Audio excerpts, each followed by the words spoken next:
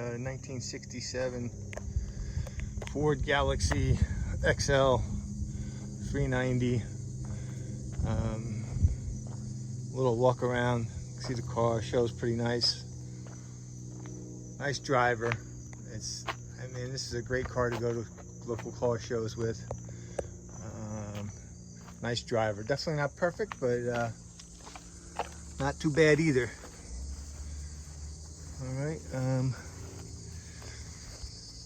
It's got new brakes, new master cylinder.